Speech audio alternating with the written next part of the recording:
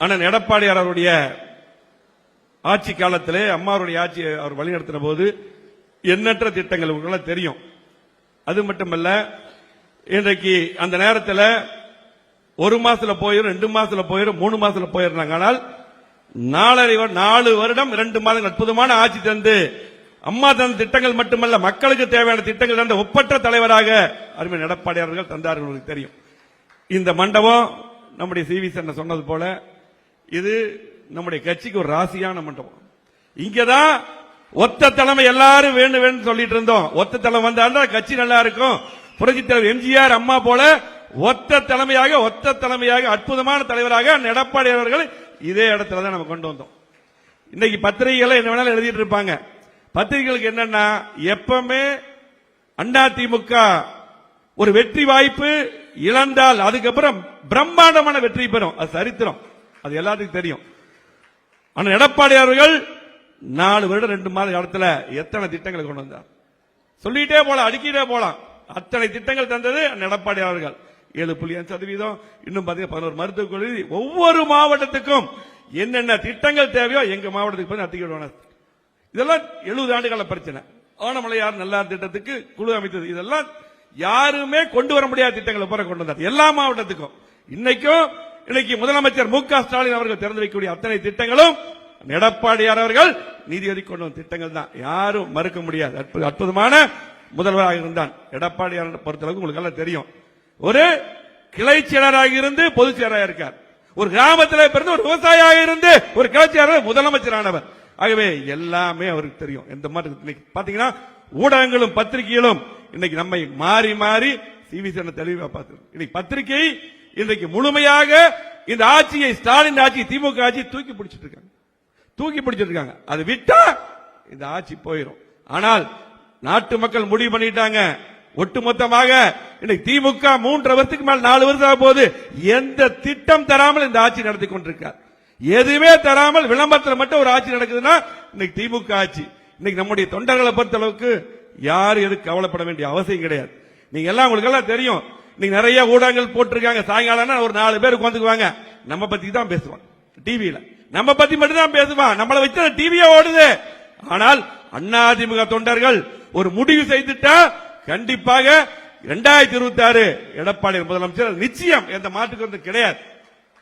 இன்றைக்கு நாடாளுமன்ற தேர்தலை பொறுத்தளவுக்கு இன்னைக்கு பாத்தீங்கன்னா இன்னைக்கு கூட்டணி இன்னைக்கு 2 கட்சி தான், தேமுதிகவும் அதே புதிய தமிழகம். அதே போல பிரதமர் வேட்பாளர் சொல்ல இன்னைக்கு 21% மேல இன்னைக்கு ஓட்டு வாங்கியிருக்கிறோம் எடப்பாடியார் அவர் பிரச்சாரம் பண்ணி.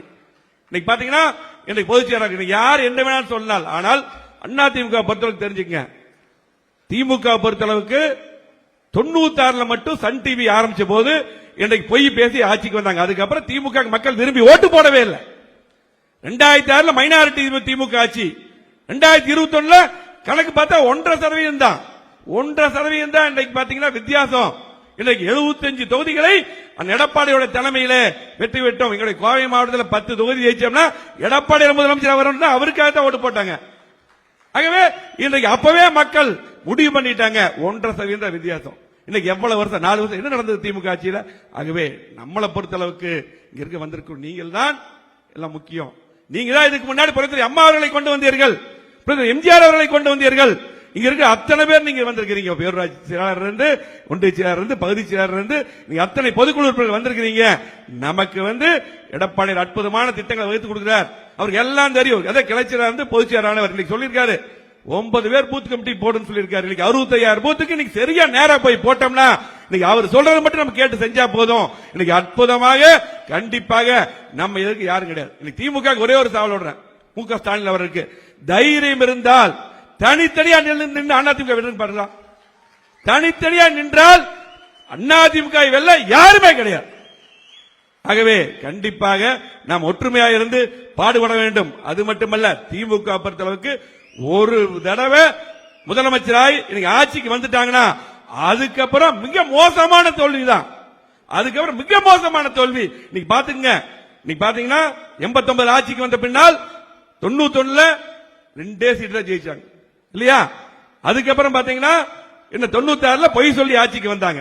அதுக்கு பின்னால் 2001 மிகப்பெரிய வெற்றியை அம்மா மீண்டும் பெற்று முதலமைச்சராக வந்தார்கள். 2006 மைனாரிட்டி திமுக ஆட்சி. அதுக்கு பின்னால் 2017 எல்லாம் சொன்னாங்க அவ்வளவுதான், அன்னைக்கு கருணாநிதி மகன் நால்கரி எல்லாம் அண்ணா திமுக அவ்வளவுதான் சொன்னாங்க. அதுக்கு பின்னால் பாத்தீங்கன்னா 2011 200 தொகுதிக்கு மேல் வெற்றி பெற்று அம்மா முதலமைச்சராக வந்தார்கள்.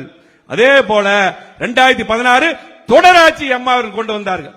அதுக்கு பின்னால் 2021 75 தொகுதியில் அற்புதமான பாத்தீங்கன்னா இவர் மட்டும்தான் யாரோ இல்ல கூட இருந்தாங்க ஒருங்கிணைப்பாளர், அவங்க எல்லாம் எங்கேயுமே போல, இவர் மட்டும்தான் போய் பிரச்சாரம் பண்ணி இன்னைக்கு தமிழ்நாடு 20,000 கிலோமீட்டர் மேல் சுற்றுப்பயணம் செய்து 75 தொகுதி கொண்டு வந்தார். 1.5% வித்தியாசம், 1.5% வித்தியாசம்.